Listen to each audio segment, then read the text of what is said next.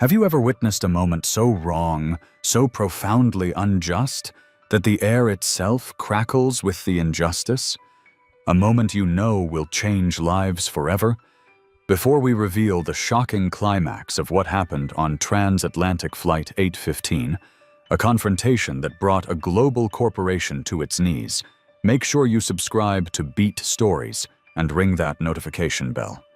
You are not going to want to miss the fallout from this. What would you have done if you were there? Let us know in the comments, and let's begin. Security, get this woman out of my sight, immediately. She obviously can't afford a first-class ticket. The words, laced with venom and privilege, sliced through the climate-controlled air of the aircraft cabin like a shard of ice. They were aimed with precision, a weapon designed to humiliate and expose 22-year-old Dr. Evelyn Reed looked up from the complex schematics of a human heart on her tablet, her calm, dark eyes meeting the frigid, dismissive stare of Brenda, a senior flight attendant with 15 years of service etched into the tired lines around her mouth. Brenda saw a young black woman in a simple gray hoodie, far too young and dressed far too casually for the hushed, expensive world of intercontinental first class.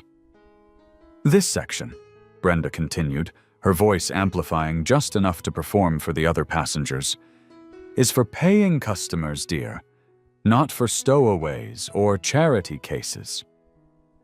A collective intake of breath rippled through the cabin. Phones, sleek and predatory, began to emerge from designer handbags and bespoke suit pockets. Near the front, a fashion influencer named Chloe, her nails a perfect shade of coral, angled her phone just so. The little red light blinked. She was live. Evelyn's hands, the same hands that had performed a 12-hour pediatric heart transplant just 2 days prior, remained utterly still as she reached for the simple leather satchel at her feet. Around her, the whispers began, a toxic hiss of speculation. Brenda crossed her arms, a gesture of absolute authority. Some people simply refuse to understand their proper place in the world. Evelyn's fingers closed around what she was looking for. It was a familiar feeling, this sensation of being instantly judged, categorized, and dismissed. Have you ever been so profoundly underestimated that the people judging you forgot to check the receipts? Forgot to even wonder who they were truly dealing with? Brenda had built her career on an almost supernatural ability to spot trouble. She could identify a nervous flyer, an intoxicated passenger, or a potential disruptive force from 20 paces. And the young woman in seat 3A was, in Brenda's expert opinion, the trifecta of trouble. Out of place, defiant, and, in all likelihood, fraudulent. "Sweetheart, why don't you let me see that boarding pass again?" Brenda's voice was now a sickly sweet syrup of condescension, a mockery of concern. "It's so easy for the computers to make mistakes. Economy is just back there, through the curtain. I'm sure we can find a nice middle seat for you." Without a word, Evelyn handed her the pass.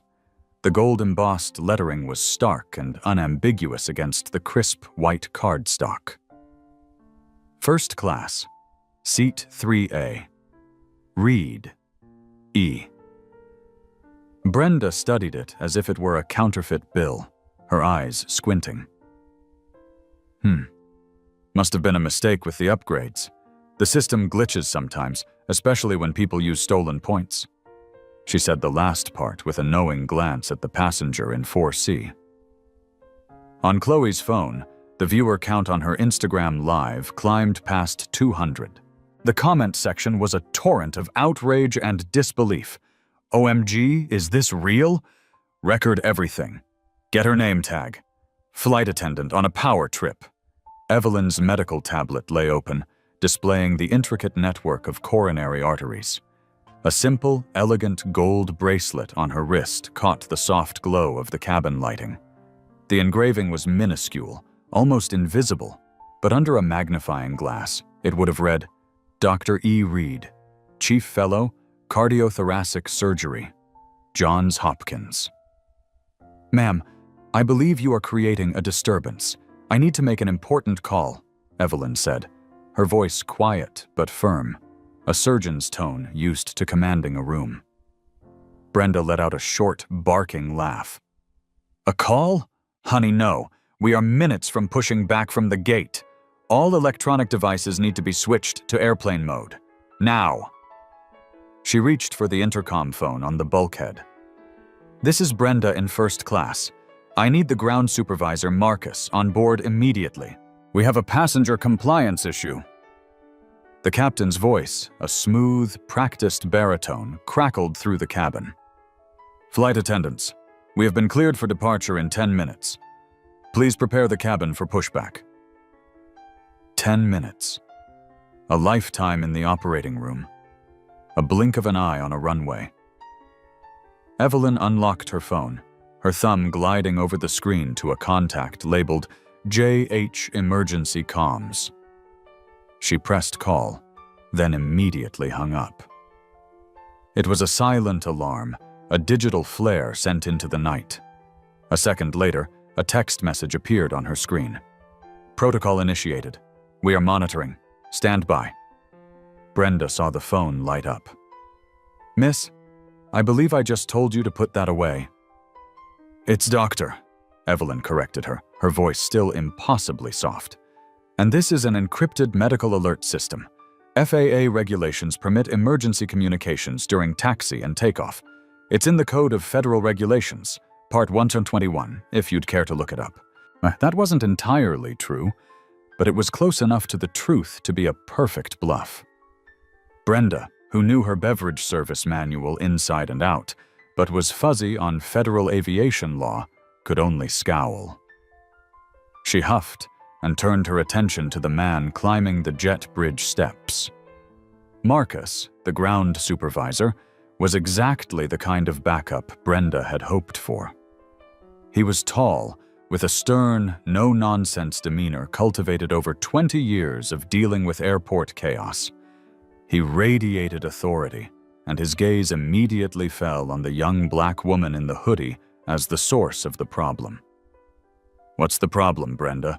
Marcus asked, his focus entirely on the flight attendant, dismissing Evelyn as if she were a piece of misplaced luggage. We have a passenger in first class, Brenda said, her tone laden with a dramatic, meaningful shrug. She claims her ticket is valid, but she let the implication hang in the air, rich with prejudice. Marcus finally turned his eyes to Evelyn. He saw the hoodie, the youth, the defiance. But he also saw the open medical textbook on her lap, the clinical calm in her posture, and the expensive-looking medical ID bracelet on her wrist. Something felt dissonant, a puzzle he couldn't immediately solve. Still, experience had taught him to follow procedure. Entitled rich kids with fake documents were a dime a dozen. Miss, Marcus began, his voice firm and unwavering. We're going to need you to collect your belongings. We can find your correct seat for you. I am in my correct seat, Evelyn replied, holding up her boarding pass again, her gaze never leaving his. Chloe's live-stream viewer count surged past 500. She whispered into her phone's microphone, her voice trembling with excitement. Y'all, it's getting real. They're actually trying to kick her out. This is unbelievable. Probably used a stolen credit card, Brenda Stage whispered to Marcus, just loud enough for the passengers in the first 2 rows to hear. Or maybe she's one of those mules. We should check her bag. The accusation was vile, a new layer of poison added to the air. Evelyn took a slow, deep breath, the kind her mentors at Johns Hopkins had taught her to take before making the first incision.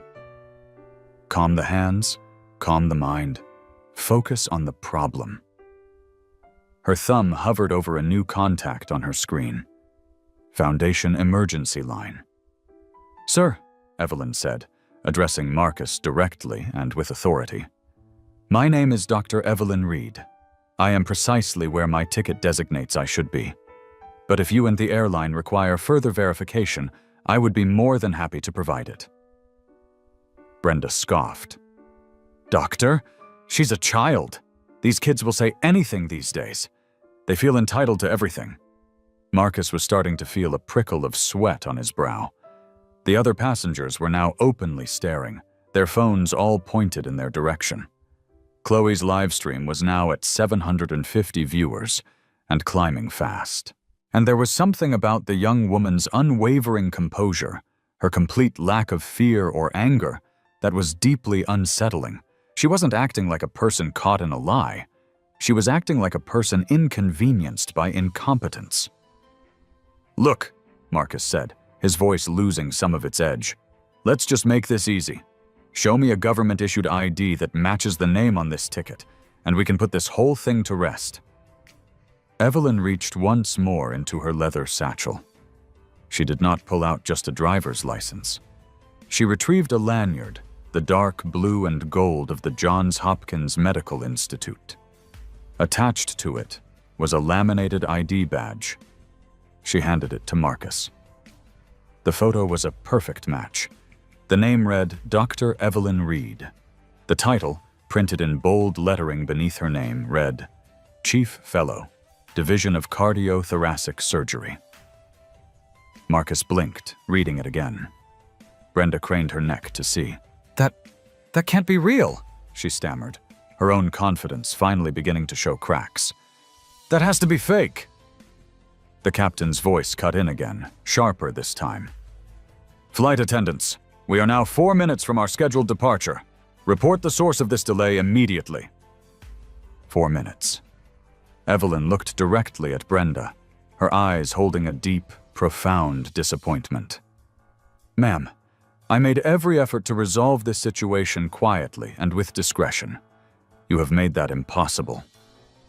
She navigated to another contact on her phone. The name simply read Senator Hayes.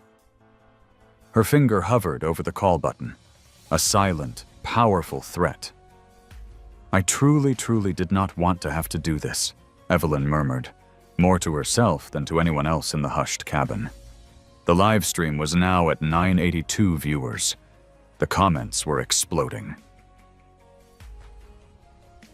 Airline, while black. Call the news. This is discrimination. Someone get her info and make this go viral. This girl is my new hero.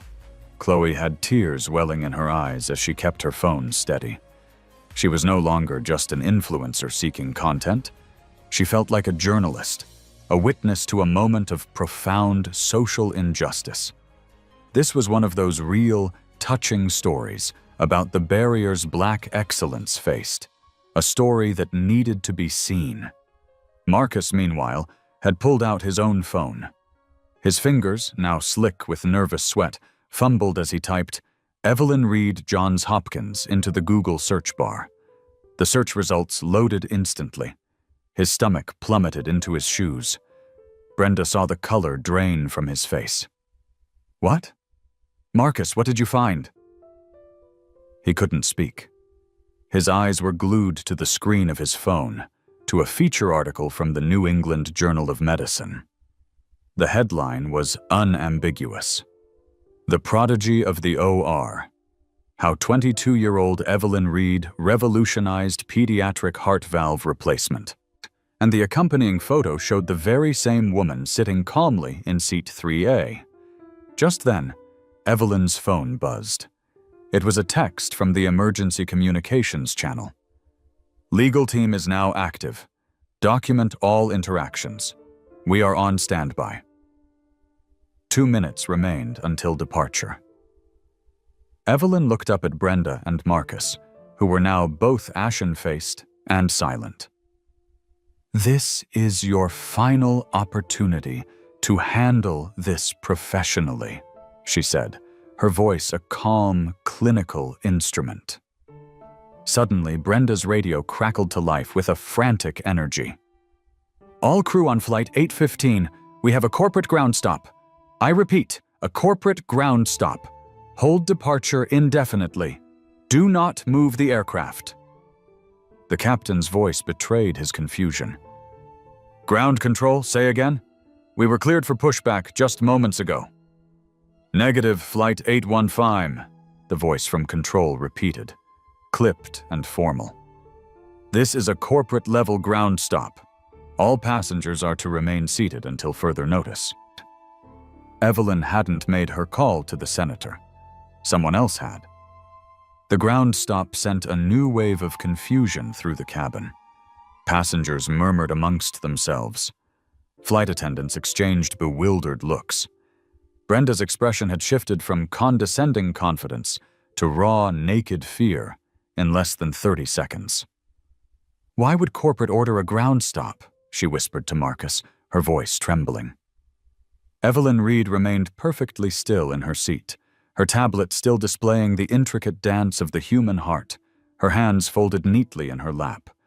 But her eyes, sharp and analytical, missed nothing. They tracked the arrival of 2 Transportation Security Administration officers at the aircraft door. Senior Officer Martinez had seen it all. 20 years of airport life had exposed him to every kind of human drama: unruly passengers, sophisticated travel scams, fake documents, and outright meltdowns. He walked down the first-class aisle with the weary confidence of a man who believed nothing could surprise him anymore. He was about to be proven wrong. "We received a call about a passenger refusing to comply," Martinez said, his voice a low rumble, addressing Marcus but looking at Evelyn. Brenda, desperate to regain control of the narrative, jumped in before Marcus could form a coherent sentence. "This woman is using what we believe to be fraudulent identification to occupy a first-class seat. She's impersonating a doctor." Officer Martinez finally fixed his gaze on Evelyn.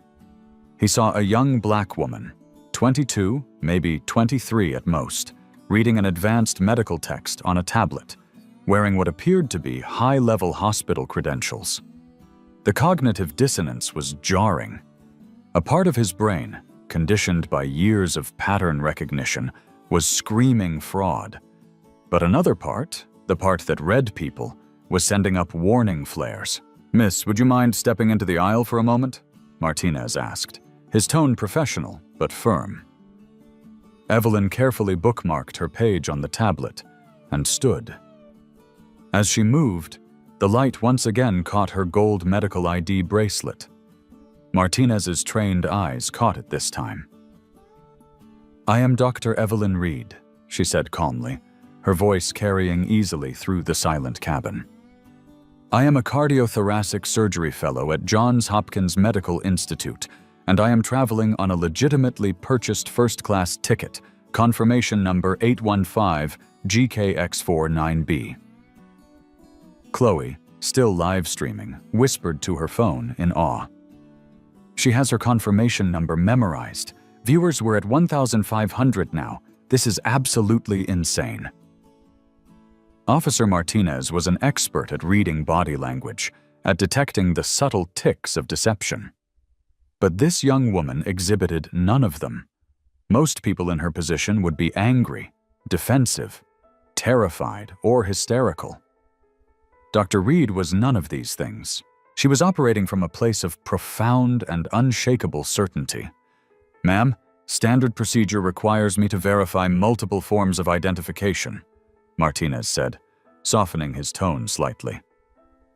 Evelyn reached into her satchel. She produced her Maryland driver's license, her Johns Hopkins hospital ID, her official state medical license, and her boarding pass. She laid them out on the empty seat beside her like a surgeon arranging her tools. Every document was pristine, official, and perfectly matched. Martinez examined each one with meticulous care. His partner, Officer Chen, took the medical license and keyed the number into his mobile verification unit. A few seconds later, he looked up, his expression one of pure disbelief. "The license is valid," Chen confirmed, his voice a quiet whisper to his partner. "Issued to Evelyn Marie Reed, age 22. Board certified in..." "Wait. That can't possibly be right." "What is it?" Martinez asked, his eyes still on Evelyn. Board-certified in cardiothoracic surgery, Chen whispered back, reading from the screen. Active medical license. Emergency contact is listed as the Office of the Dean, Johns Hopkins Medical. Brenda felt the last of the blood drain from her face. Her world was tilting on its axis. "That's impossible," she breathed. "She's just a kid. It's not possible." The viewer count on Chloe's live stream had rocketed to 2,200. The comments were flying by too fast for her to read now. The story was breaking containment, spreading like wildfire across social media platforms. "This airline is getting Someone tag a news station now. Black excellence shouldn't have to be audited like this." Let fly.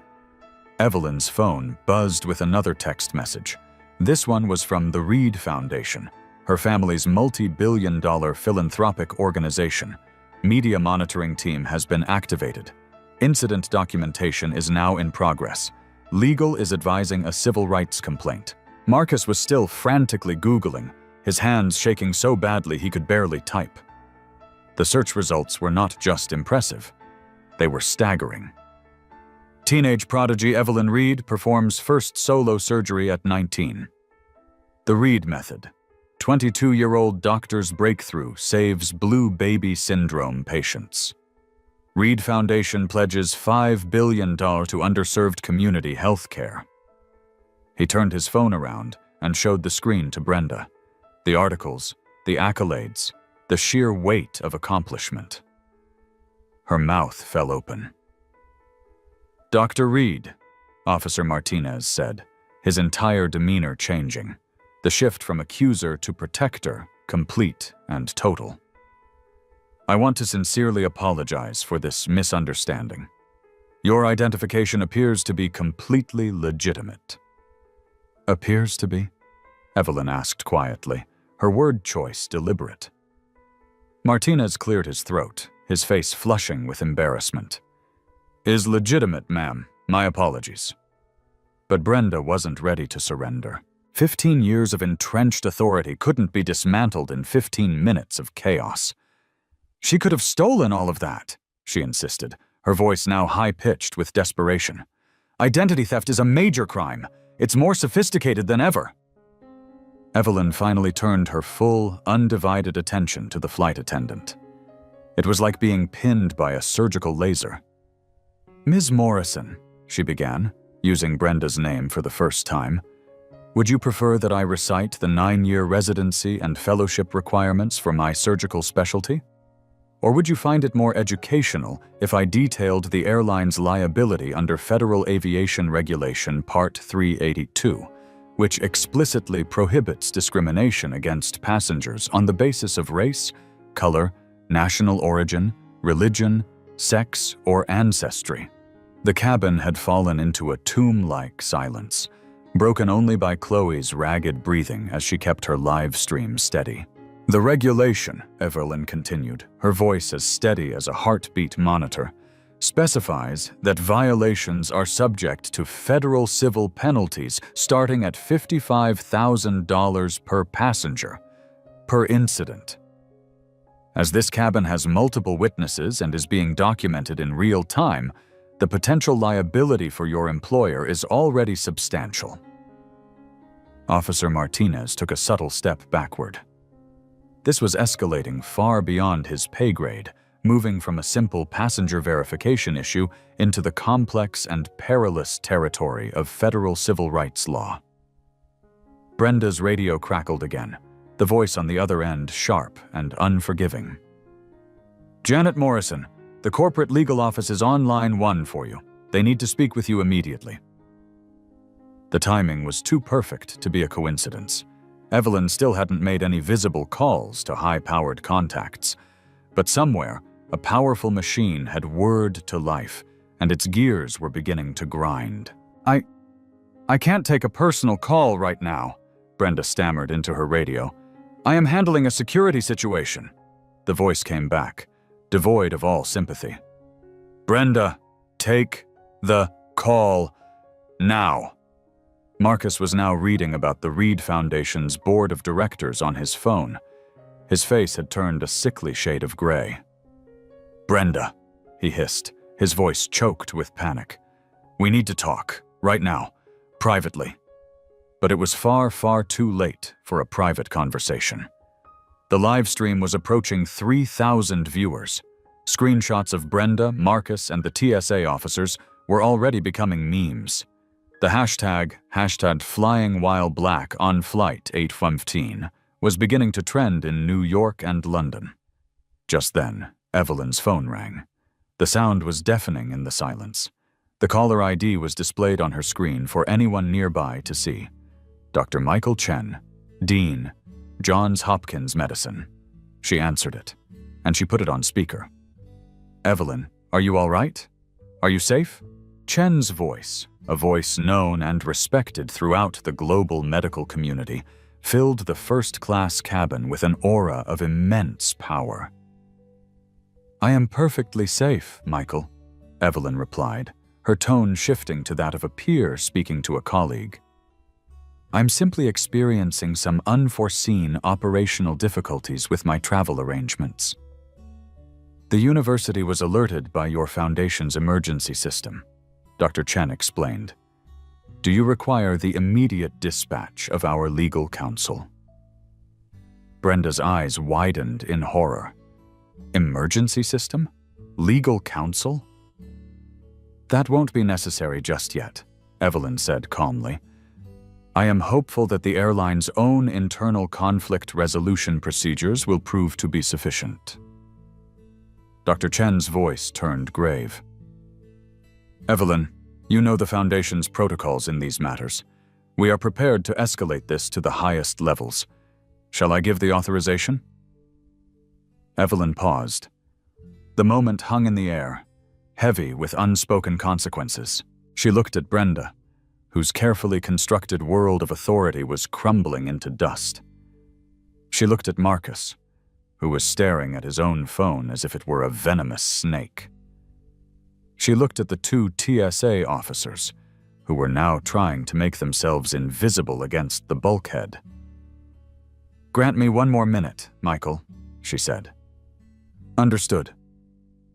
"I will remain on the line," Dr. Chen replied, a silent promise of the institutional might standing behind her. Evelyn ended the call and looked directly at the lens of Chloe's live-streaming phone. "This," she said, her voice clear and ringing with conviction, "is what systemic discrimination looks like in the 21st century. It isn't always a physical attack.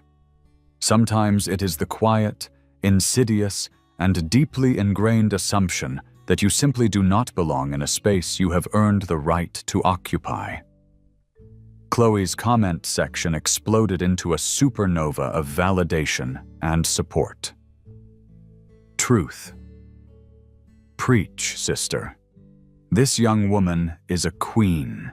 Share this video everywhere. Brenda's radio crackled one final time, the voice on the other end sounding like the Grim Reaper himself. "Janet Morrison, you have 30 seconds to connect to the corporate legal line, or your employment is terminated pending investigation, effective immediately." Marcus grabbed Brenda's trembling arm. "Brenda, for God's sake, take the call." But Evelyn Reed was finished with waiting. She was done with offering chances for professionalism. She scrolled to the contact in her phone labeled Foundation Emergency Line and pressed the call button. The number she dialed wasn't some generic corporate customer service line. It was a direct, encrypted satellite link to the Emergency Operations Center of the Reed Foundation, a number with a higher priority than the White House Situation Room, and it was answered before the first ring had finished. "Reed Foundation Global Security. This is Director Thorne. How can I assist you, Doctor?" "Reed?" The voice came through Evelyn's speaker, crisp, professional, and radiating the kind of authority that moves markets and redirects military assets. Brenda's face went completely white. Marcus dropped his phone. It clattered loudly on the cabin floor. Officer Martinez instinctively took another step back, as if the air around Evelyn had become physically dangerous. Evelyn's voice remained perfectly, impossibly calm. "Hello, Director. Authorization code Sierra Tango November 7-7. I need a direct patch to Senator Hayes, please." Senator Hayes. As in Senator Catherine Hayes, the powerful chair of the Senate Commerce, Science, and Transportation Committee, the very committee that held oversight authority over the FAA and the entire U.S. airline industry. The woman whose political campaigns had been backed by the Reed Foundation for over a decade. The girl they had just accused of being a stowaway, a thief, and a drug mule wasn't just a brilliant doctor. She was, for all intents and purposes, untouchable. The dead, absolute silence in the first-class cabin was a physical force, pressing down on everyone. Every passenger, every flight attendant, every law enforcement officer was frozen in a state of collective shock as they processed the name they had just heard. Senator Catherine Hayes. "One moment, Dr. Reed. I am patching you through to the Senator's secure line now," Director Thorne's voice said calmly from the phone. Brenda felt as if the floor had vanished from beneath her feet, and she was plummeting into a black abyss. 15 years of her life, her career, her pension, her medical benefits, her 401k, all of it was vaporizing in the face of her single, catastrophic misjudgment. She had not just insulted a passenger, she had poked a sleeping dragon with a sharp stick. Marcus was now scrolling frantically through the Reed Foundation's website on his recovered phone. The scale of its influence was beyond anything he could have imagined. Not just billions in medical philanthropy, but controlling interests in biotech firms, technology patents, and global logistics networks. And there, listed under the Next Generation Leadership Council, was a smiling picture of Dr. Evelyn Reed. The youngest board member in the Foundation's 80-year history. "Chen," Officer Martinez whispered urgently to his partner, "we are leaving. Now. This is a federal matter now." The live stream viewer count shattered the 5,000 mark. Chloe's phone was getting hot in her hand, but she couldn't stop. History was being made in real time. The comments were a blur. "OMG, plot twist of the century. They messed with the wrong one. This is going to be the biggest news story of the year." The brief hold music on Evelyn's phone stopped. A new voice came on the line. It was a woman's voice, warm and familiar, but underscored with the unmistakable steel of immense political power. "Evelyn, darling, are you all right?" It was Senator Catherine Hayes. "Hello, Catherine," Evelyn said, her voice retaining its impossible calm. "I'm perfectly fine. We just have a bit of a personnel issue here on Flight 815. "I'm already aware of it, honey," the senator replied. "Director Thorne patched the live feed through to my office the second you called. My staff is already drafting a letter to the FAA and the Department of Transportation. Now, tell me, are the airline's employees treating you with the respect you are owed now?" Evelyn glanced over at Brenda, who looked like she was about to faint. "The situation," Evelyn said, with masterful understatement, "is evolving." "Darling," the senator said, her voice hardening, "put me on speaker. I want everyone in that cabin to hear this." Evelyn tapped her phone screen. Senator Catherine Hayes' voice, amplified and filled with righteous fury, boomed through the aircraft. "This is United States Senator Catherine Hayes. To which employee of this airline am I speaking?" Brenda's jaw worked, but no sound emerged. It was Marcus who found the courage to speak, his voice quavering. "Senator Hayes, my name is Marcus Thorne. I'm the ground supervisor, employee ID 77214. Ma'am, there has been a terrible misunderstanding. Mr. Thorne! The senator cut him off, her voice like cracking ice. I don't care about misunderstandings. I care about actions. Janet Morrison, are you on this aircraft? Brenda finally found her voice, a tiny, terrified squeak. Yes, Senator. Ms. Morrison, employee ID 41988, hired on May 3rd, 20 years ago. Is that correct? The senator's command of the details was terrifying. Her staff was clearly feeding her information in real time. Ms. Morrison, I want you to explain to me, to the federal government, and to the thousands of people watching this live, why my goddaughter is being subjected to harassment and racial profiling on a federally regulated aircraft. The word goddaughter was a nuclear bomb detonating in the silent cabin.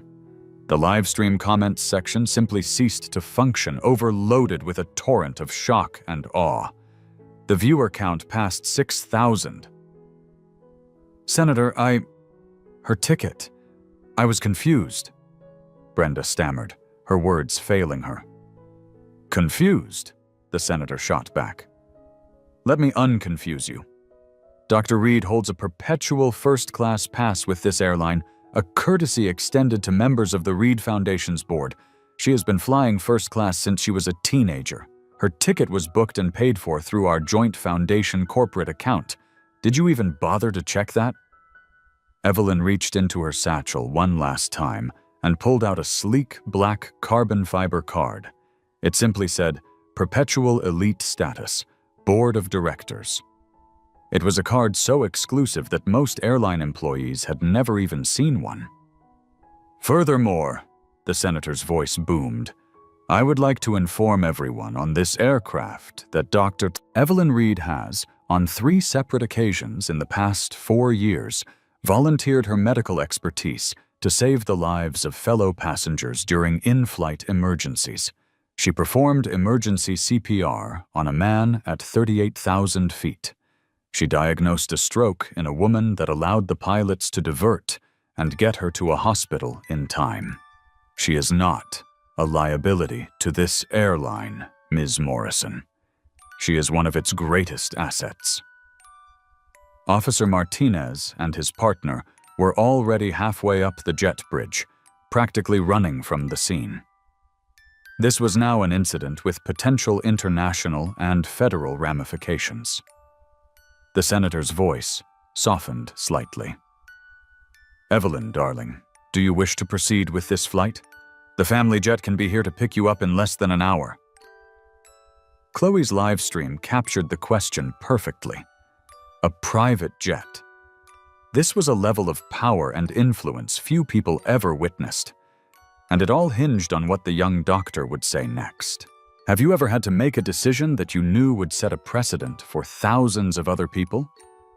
What would you choose? Justice for yourself or progress for everyone? Drop a comment below with your thoughts as we see how Evelyn handles this incredible responsibility. Catherine, this isn't about my personal comfort, Evelyn said, her voice resonating with a purpose that went far beyond one airplane flight. This is about ensuring this kind of humiliation never happens to anyone else again. I understand, the senator replied, her voice filled with pride. Evelyn, is this incident being recorded? A passenger has been live streaming the entire encounter, Evelyn confirmed. Current viewership appears to be over 6,000 and climbing. Marcus squeezed his eyes shut. His career, his reputation, everything was incinerated in the white-hot glare of a public scandal, broadcast live to the world and being monitored by a U.S. senator. Excellent, the senator said crisply. Transparency is the first step toward accountability. Brenda Morrison, I want you to understand something. The Reed Foundation maintains a portfolio of biomedical and technology patents that are licensed to the parent company of this airline's aircraft manufacturer. Those licensing agreements are worth over $900 million annually. They come up for renewal in 2 months. I will be advising the Foundation's board to reconsider that partnership in light of this incident. Brenda's knees gave way. She slumped against the back of a first-class seat to keep from collapsing. The number was incomprehensible, a level of financial leverage that could reshape corporations. But far more important than any business deal, the senator continued, her voice ringing with conviction, is the fact that my goddaughter is a leader in her field. She has dedicated her life to healing people. She has trained airline crews, consulted on your own corporate medical emergency protocols, and literally saved human lives on your airplanes, and in return, your employees have treated her like a criminal.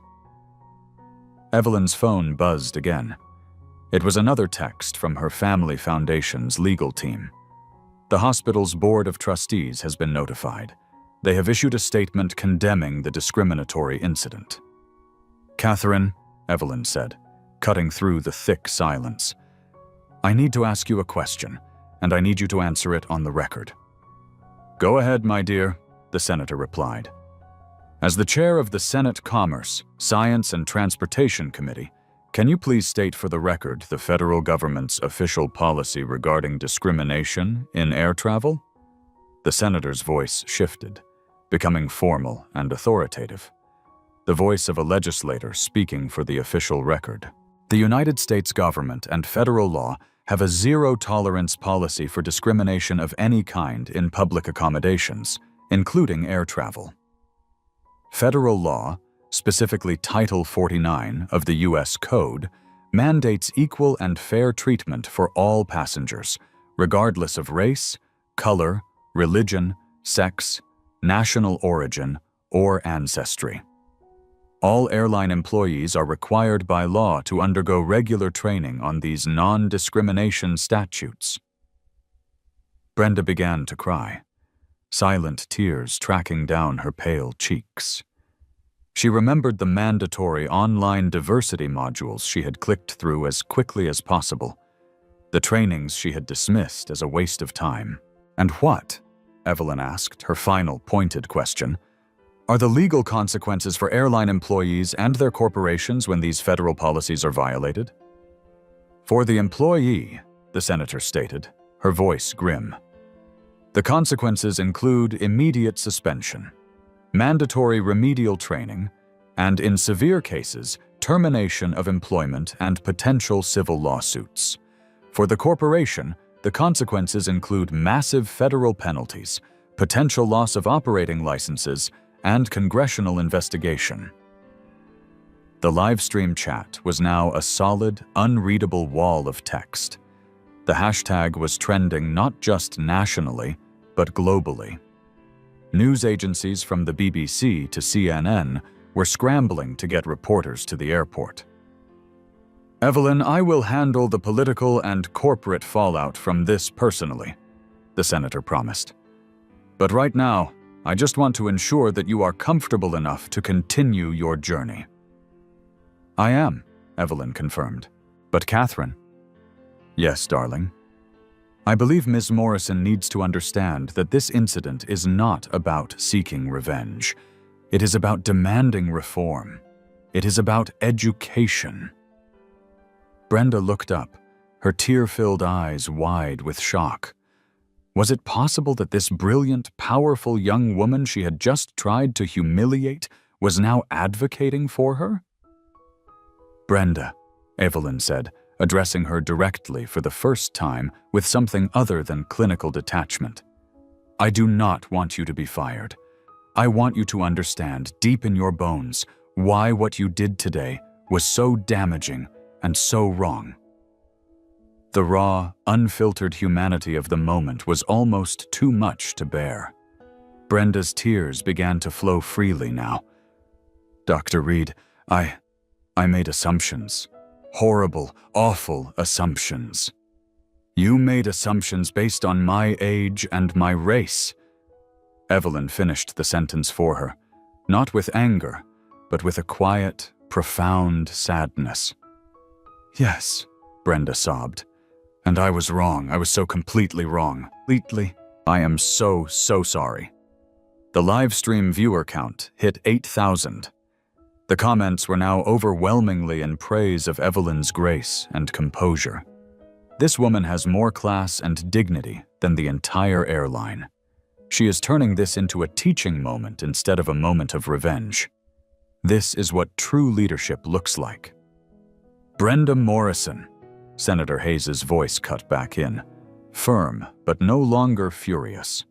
You are suspended from all duties, effective immediately. You will be required to attend a mandatory comprehensive racial and implicit bias training program.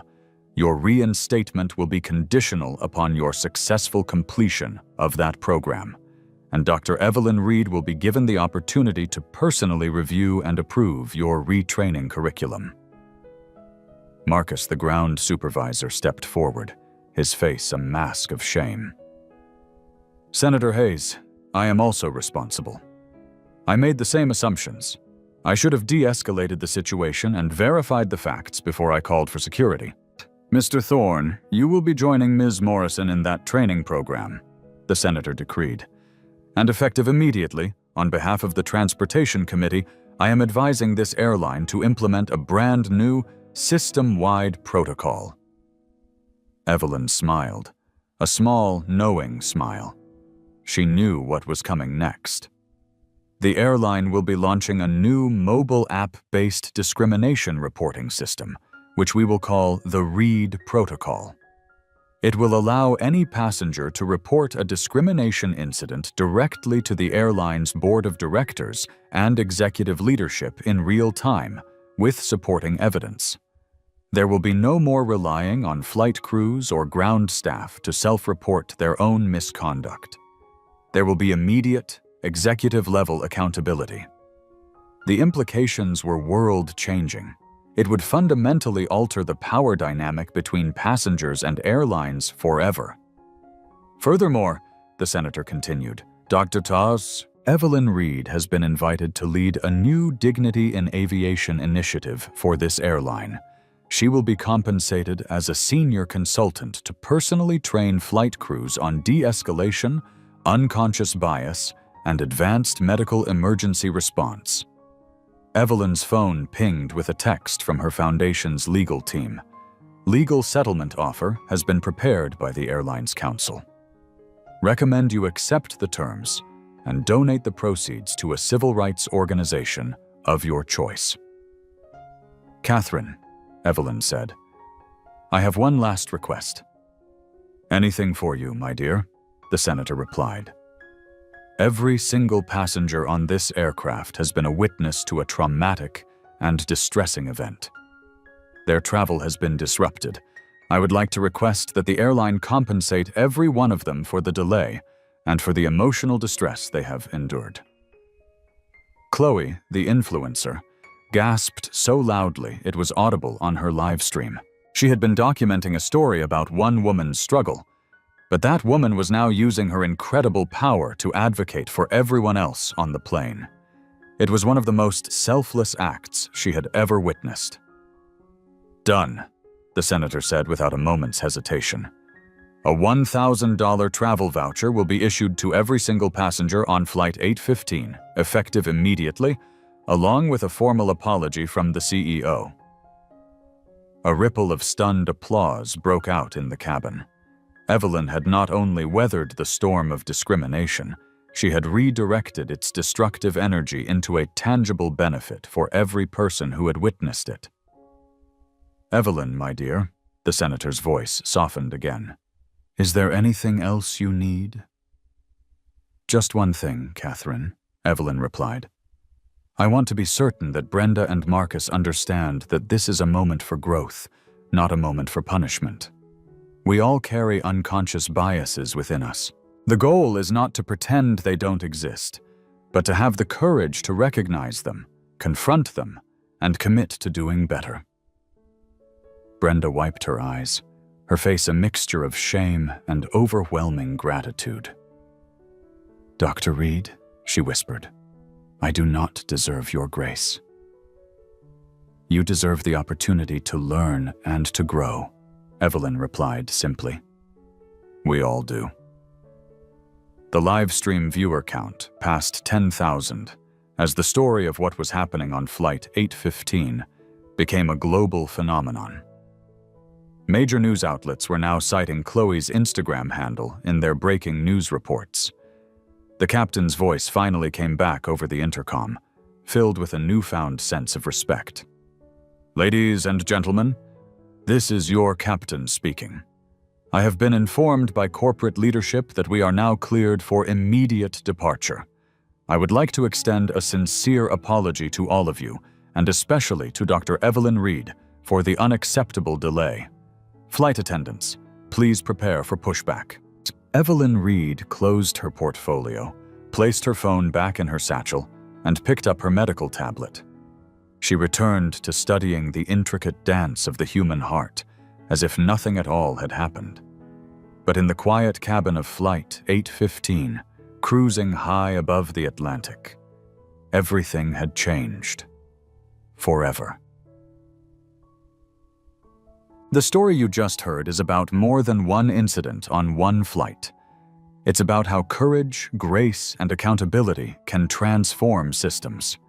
If you've ever witnessed an injustice, big or small, share your story in the comments below.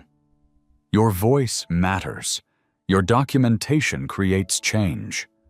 Subscribe to Beat Stories for more true accounts of ordinary people doing extraordinary things. And please, hit that like button and share this video. You never know who needs to see that one person truly can make a world of difference.